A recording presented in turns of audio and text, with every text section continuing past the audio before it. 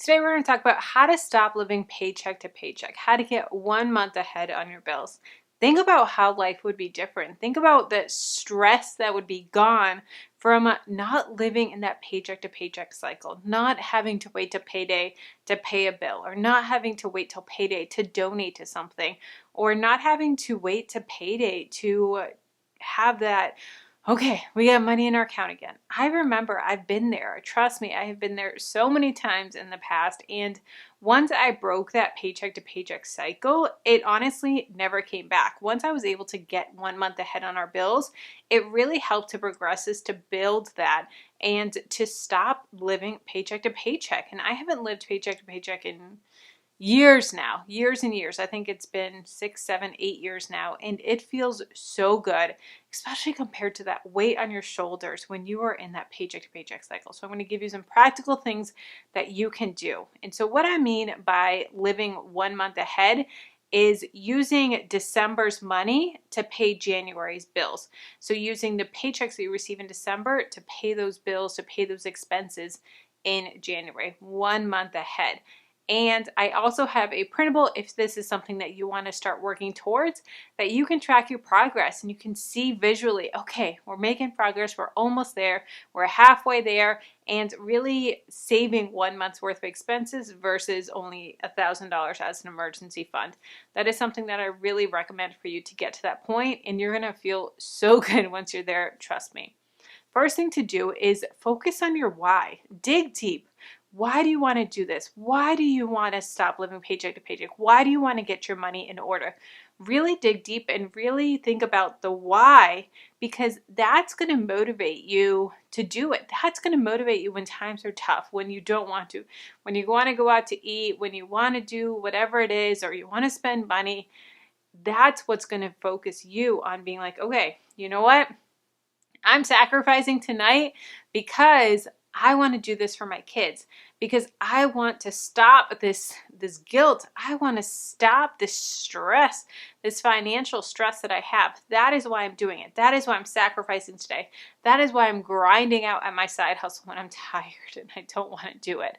That is why I'm doing what I'm doing. That's why I'm working the overtime. That's why I'm doing these hard things now, so that later on I can have that reward and that peace of mind. So really think hard and really figure out what your why is and keep that in front of you. Keep that at the focus of why you're doing what you're doing. It's so, so important. Next is to have a solid emergency fund, whether that is something that you're building up to 1 month's worth of expenses or $1,000 or whatever you feel comfortable with, but have a solid emergency fund. This is going to help to take the stress out of emergencies. They're stressful enough. If something happens to your car, if you break down, if whatever happens, it's stressful. It's an emergency, but having an emergency fund takes the financial stress out of it. Then you just have to deal with the situation at hand. It also helps to prevent you from going into debt, from having to swipe your credit card and put it on your credit card.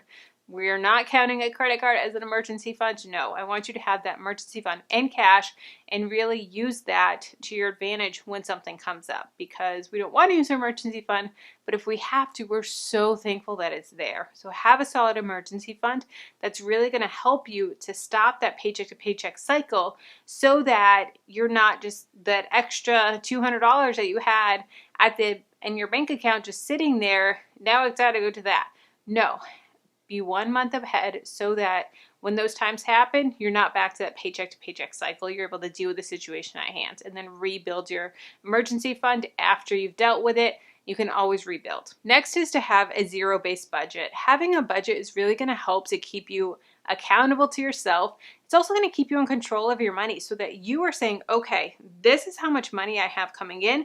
These are my expenses, and this is how I'm going to allocate my money. This is how much I'm going to allocate to groceries, how much I'm going to allocate to eating out, how much I'm going to allocate to all of these different things, how much to my debt, my savings, so that it puts you in control of your money.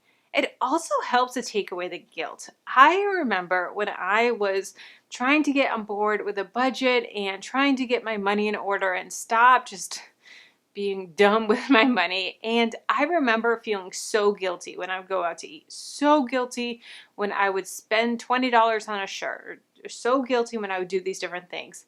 Then it clicked for me. And I was like, you know what? If I put those line items in my budget, and it's allocated at the beginning of the month in my budget that I have $75 for eating out, I have $50 for clothing, I have this much for personal spending money, and I had these categories that I could go and spend from, then I don't have that guilt. Because before, when I would swipe my card, I'd be like, oh, I shouldn't be doing this. I should be putting it towards debt. I should be putting it towards savings. I should be putting it towards whatever I shouldn't be doing. No, it's okay. I have that money allocated. No, I don't want to go over that amount, but I have the liberty, I have the freedom in a budget. You guys get it? Get the blog name. Freedom in a budget. I have freedom within my budget to spend that on eating out. So that's what a budget does. It really helps to keep you accountable, helps to give you that freedom so you don't have that guilt of spending money. And it's a great way to track your progress. It's a great accountability also to see where you're spending money. I am in my budget every 2 to 3 days. I'm tracking our purchases, I'm tracking our spending, so I can see, okay, we're swiping our card a lot we're getting a lot of gas station snacks, or we're doing a lot here, and that way I can kind of rein my husband in, rein myself in, or I can say, hey, we're 3/4 of the way through the month, we're almost out of money in our groceries. We need to have a pantry challenge. We need to eat from the pantry. We need to cut back a little bit. Or I can say, hey, we're right on track. We're doing good. This is awesome. So tracking your money throughout the month is really going to help you to visually see where you're swiping your card. You can pull up your bank account. You can pull up it on your phone or on your computer, and you can look at it and you'd be like, yeah, I see the transactions. But when you have to physically log them into Excel, it's a little different. And trust me, if you do it every couple days, it takes 5 minutes. It's not a hard task. But to the end of the month, you may dread it, but be on top of it every other day, every couple days, and it's not going to be that hard, and it's really going to keep you accountable. If you don't have a budget, I do have a budget spreadsheet, a budget in Google Sheets, and a printable as well. So definitely check those out if you want. They'll be down below in the description box for you. Next is come up with some extra cash. Come up with a side hustle, an extra way that you can make some extra money to put towards your goals, to put towards getting 1 month ahead on your bills. That is really our goal here. So whether that be a side hustle, I have tons of videos on side hustles that I'll have linked at the end of this video, a whole playlist for you. Or it may be selling some stuff around your house. There's so much stuff around our house that I look around and I'm like, yeah, we don't use that. I could sell that. Yeah, we could sell that. Yeah, we could sell that. Or maybe try upcycling. Maybe finding some things that you can buy cheap, upcycle, fix up like furniture, and then sell it. That's a great way to make some extra cash. Maybe doing a cutback on certain categories or no spend in a certain category. I don't typically like doing no spend months, but maybe you want to say, hey, this month we're not spending any money on clothing. Next month we're not spending any money on eating out. Or we're not spending any money on pizza. We're going to cut out just pizza or just coffee. Well, no, we're not going to cut out coffee because coffee is vital. But figure out some ways that you can cut out some spending and increase your income, because we can only become so frugal, guys. Trust me, a lot of people that I coach, a lot of my coaching clients, there's some money that we can cut. There's definitely some money that we can cut. But over time, or sometimes I look at people's budget, I'm like, y'all, there's nothing you can cut here. The only solution in this is growing your income, as hard as it is to say. So in that case, you need to pick up some overtime. You need to get a raise. You need to find a new job, or you need to get a side hustle or a side business. Find other ways to increase your income. I personally don't believe that we should be relying only on our 9-to-5 job, only having that one stream of income. Our family has 7 different streams of income. It is so important to diversify your income streams in case something happens. Look, we learned a lot in 2021. We had a $20,000 pay cut because of it, and it's been a struggle. My day job, I made more in 2018 than I did in 2021. 2018, not even 2019, not even before the pandemic happened. No, 2018, I made more, which is crazy, but that's how much I got a pay cut at my job. So thank God I have a business that I've created from a side hustle. Started as a hobby, then grew to a side hustle, now is a full-blown business. So find other ways to make money. Next is to automate your savings. We have our taxes taken out of our paycheck, our insurance taken out of our paycheck, or maybe our 401k or HSA savings. And we have these deductions that are automatically taken out of our paycheck. We don't think twice about them. They just happen. It is what it is. Automate your savings. Have your savings taken out of your checking account every single week, every single month, every single time you get paid, and just have it automatically done. And then you know what? It is what it is. You got to physically go in and cancel it versus, oh, I forgot. Oh, next month we'll put a little extra. We missed out on saving this month. Next month we're gonna put a little extra. No, have it in savings. Have it just like a bill coming out where it's automatically done. Our electric bill automatically gets charged to our account. Our water bill automatically gets charged. You know what else gets automatically charged? Savings, index funds, investing. Those things automatically get charged to us. We automate so much of our finances so that it takes the excuse out. It takes the, oh crap, I forgot. I'll do a little extra next month. The next month comes, a little next month. Guys, no. It's just like starting a diet on Monday. Next Monday comes. No. Automate your savings, automate your finances as much as possible. It's really going to help to force you to hit your goals, and you're not going to feel it as much. Next is look at your fixed expenses. What are your fixed expenses that you can cut back a little bit, that you can call and negotiate? I have a full script on how to lower your bills, how to lower your cable bill, how to lower your cell phone bill. Trust me, it works. I have it linked down below in the description. I have a full blog post on it. And it is a great, great tool that you can use. I've personally done it. Look at what you can cut back on. Or maybe it's time to, maybe you're single, maybe you live by yourself, maybe it's time to get a roommate or move in with a roommate or downsize your house. What do you need to do? Look at your fixed expenses and see what you need to cut. Next is ask for accountability. Just like going to the gym, just like wanting to get in shape, you ask for accountability. You hire a trainer. The same thing. Find accountability. Find someone that's going to keep you accountable, that's going to call you out when you need to be called out, and just not, it's okay, it's fine, you'll do better next time, rather than, all right, what's this expense? Why are we spending $200 more a month on groceries than we said we were? Why are we doing this? Why are we doing that? What's going on here? Sometimes you need that tough love. Sometimes you need that, oh, okay.